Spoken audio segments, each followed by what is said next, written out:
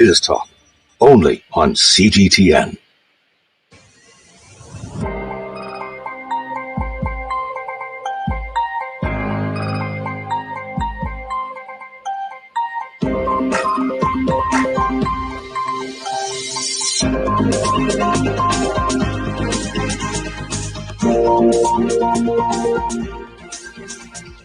All you need to know about China. China 24, only on CGTN.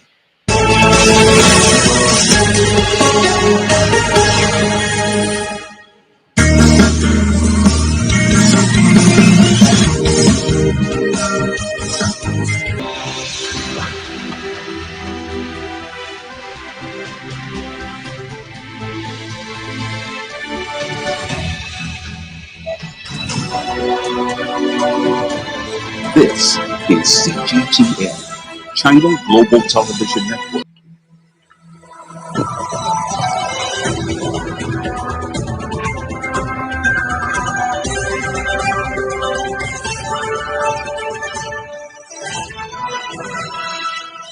Live from CGTN Beijing, this is Asia Today. Hello there, it's 7 p.m. here in the Chinese capital, Beijing. Coming up on Asia Today. G7 nations put a price cap on the Russian oil as Moscow suspends Nord Stream 1 gas supplies over technical issues. Some 5 million people in Pakistan are at risk of waterborne diseases in the aftermath of record rains and deadly floods. Plus, China is commemorating 77 years since winning its War of Resistance. Sri Lanka's government has assigned an official residence and a security outfit for deposed former President Gotabaya Rajapaksa. An airport official says he was garlanded with flowers by a welcoming party of politicians upon his return.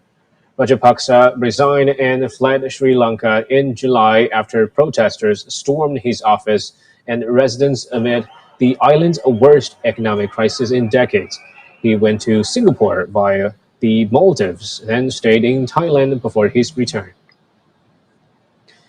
For more discussion, Dr. Srimal Fernando, Designation Advisor on New Regional Diplomacy, is joining us now from Colombo. Hello there. So what is the former president facing since he has returned to Sri Lanka?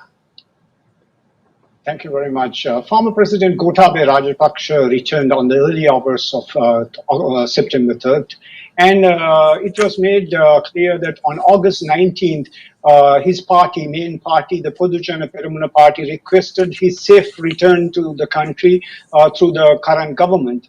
And also the new development is that it is not clear what will happen to him. However, his safe return after 50 days staying over 13th to Maldives and later to from Singapore to Thailand was his routine. It must be due to a high cost involved in his stays overseas, as well as his safe return by his party, ruling party, that the main request was done. So also a new development is that the current ruling party is having 116 members, that's the ruling party, and the opposition in the 225 parliament has about 108 members due to a breakaway fraction from the government ruling party becoming independent, about 13 members. So this is the unfolding situation at this point. The former president has returned to his residence safely, and security has been provided. He's a citizen of the country, and this is what's unfolding in Colombo at this point. Yeah.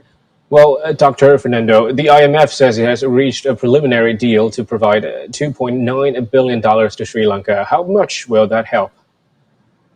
Well, the 48-month US dollars 2.9 billion bailout package will reduce the deficit from 9.9 to 6.9 by next year, as well as increase government revenue to 11.9% and increase the VAT from 12% to 15%. Also bring government expenditure down.